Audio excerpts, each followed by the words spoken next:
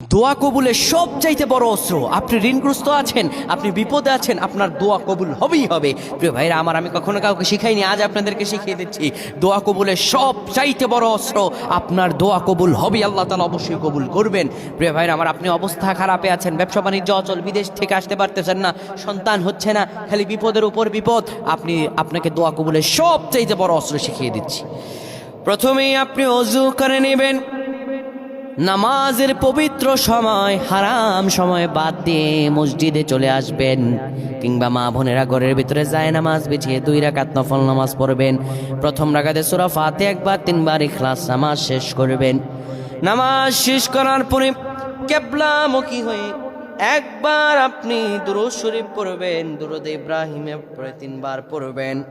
এবার 3 বার 7 বার সূরা ফাতিহা পড়বেন, 9 বার সূরা ইখলাস পড়বেন। আবার বলছি, সাধারণ একটি দুরূদ একবার, দুরূদ ইব্রাহিম 3 বার, সূরা ফাতিহা 7 বার, সূরা ইখলাস 9 বার পরে আল্লাহর কাছে দোয়া করবেন। আপনার দোয়া করতে দেরি হবে, আমার রব আল্লাহ কবুল করতে দেরি হবে না। বলেন আল্লাহুম্মা আমিন।